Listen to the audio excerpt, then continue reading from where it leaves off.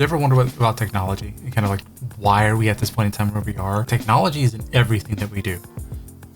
It is basically the means to be able to get things done faster, better, and cheaper, and it's been around for millions of years. Historians kind of place it back to the point of time like 3.3 million years ago when the first tools were created by species to be able to do jobs simpler. And we've progressed all the way to the point of time where we're doing like high-speed computers and being able to kind of crush rocks, introduce lightning into them to be able to hold information. So technology has been around for quite a while, and it's a basic building block of everything that we do nowadays. Jumping back into time, you kind of look at the very first thing, like the creation of the wheel and using horses and buggies to be able to move items from one place to another. The idea of rounding objects to be able to move them quicker, or even going back even farther to like the basic stone tools of being able to go hunting and fishing. Those are all technologies. Now, through the years, we've got the things like irrigation and being able to do crops better. Then we kind of invented sailing, which is another form of technology, where instead of just being locally centralized in small areas, now we're going farther away. We can start traversing water areas. And with that comes integrating technologies from other areas. Gunpowder, originally invented in China. So gunpowder, originally invented in China around 1850. That technology spread across the world and eventually spread to Europe in the 13th century. So a technology from one area would become vastly important to a group of people in another area as time progressed. Then you get to things like windmills and compasses. And we finally get to a point in time where print materials. So we stopped doing spoken messages and started handing things down by generational knowledge. Now we can write it down and create multiple copies of it and hand it off to somebody else. Then we get even more into the movement. A lot of technology is about moving things from one place to another. And then railroads come into play and using steam-powered engines to move an item from one location to another. Then you have the invention of also the steamboat using, again, water, because our world is made of like a lot of water, and we have to figure out ways to get around it. Then you start getting into like photography and telegraphs. So now we're moving into an area where we're not only just painting the object, but we can take a picture of the object and be able to see what something actually looked like versus what the artist's renditions of that was. And then we move into like 1800s, where we start getting the telephone, electrical lights, and we're starting to be able to communicate with each other directly from long distance of areas. So you're on one side of the country, and then you can communicate with another person on the other side of the country directly.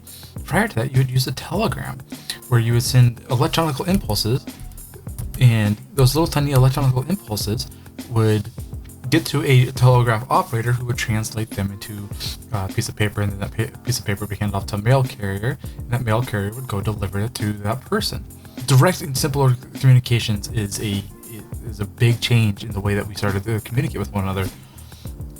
Then you have things like electricity. And electricity was kind of 1879 time frame with Thomas Edison. And we start seeing the light bulb being able to burn. Imagine a world where that technology was not created at all, where we didn't have a light bulb and we couldn't be able to take a look at things in a brightened area. We'd still be using candles. Then you have the automobile come into play. And automobile is kind of an interesting thing because at the time, there was a lot of people out there that thought that was a fad, that we'd still end up using the horse and buggy. But as technology changes and we start integrating these other areas and these other concepts from multiple areas, like the engine from trains turning to cars, and automobiles be able to transport items again quicker and faster from one side of the country to the other. Then around the turn of that century, you get the radio, and you can start communicating in large areas. So now, instead of newspapers being the primary means, we could be able to turn the radio on and broadcast across everywhere. And surprisingly, not that much farther, you get the airplane. Then all of a sudden with the airplane, you can traverse these long areas even faster. And you're going even faster to get to one place to another. Then you start getting to things like television, where you start taking that camera and these ideas of radio and electricity, and we were able to start transmitting moving images to people's houses. This is only as of 1927, so this is even 100 years ago that we had television. I mean, now I'm coming to you to your house through a web camera that's being streamed by the internet. Early 1930s, your television, a giant cathode ray tube, using these older systems. And here's the funny thing: computers, 1937.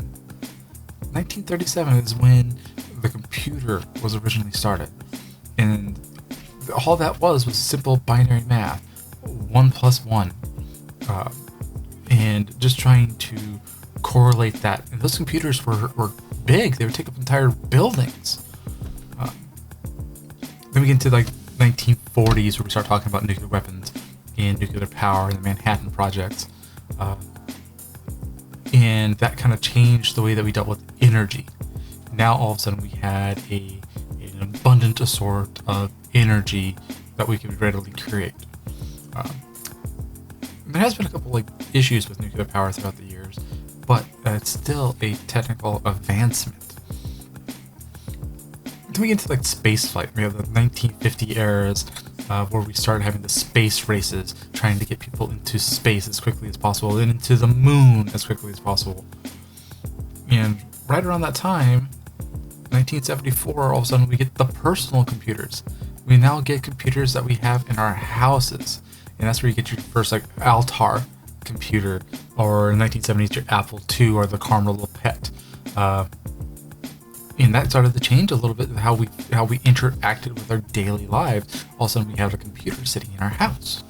Around 74, that's when the internet started. And all of a sudden the internet started out this kind of simple idea where it wasn't meant to be what it is today. It wasn't meant to be this overarching giant thing where everybody's globally connected. It was just meant to help universities kind of move data back and forth.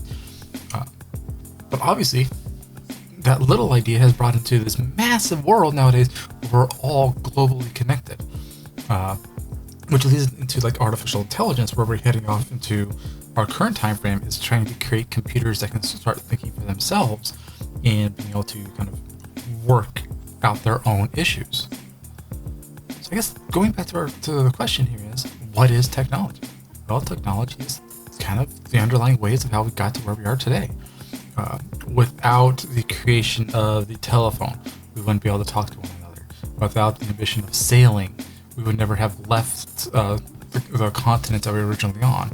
Without the invention of the internet, we wouldn't get to the point in time where we're globally connected like we are today. A lot of these things are connected together, and without them, we're not nearly as connected and together. We're not kind of this universal global item without all this technology built into place. Because without it, without having it included in what we're doing, it just doesn't work. We as a country, as a world, we need technology. Everything that we do is built around some type of technology in there. The cars that we drive, the buses that we are on, the planes that fly, the screens that you sit down on to watch a video, the television that's in your house, the oven that you're cooking in, your refrigerator. Every single thing that you deal with on a daily basis has some type of technology into it. And without it, if you strip all the technology out of there, you're back to looking at when humankind first started, and we were doing things by hand. We were trying to break wood with hands. We were trying to move stone with hands. All that advancement has gotten us to where we are today. Even communities that are pushed back a little bit from technology still use technology. Amish, their horse and buggies, and moving things around that direction. That's still using technology: the wheel, the horse, the carriage. Going all the way to our modern day shipment aspect of using tractor trailers and trucks to be able to move things from one side of the world to the other. And shipping containers, starting off from small sailing ships and canoes, going all the way up to massive liners, massive cargo ships that can ship hundreds of cars or hundreds of tons and tons of freight from one port to the next port. And then they pass it off to an automobile that then transports that from one seaport area to a ground level city. There's nothing out there that you're going to do. There's no job out there you're going to do.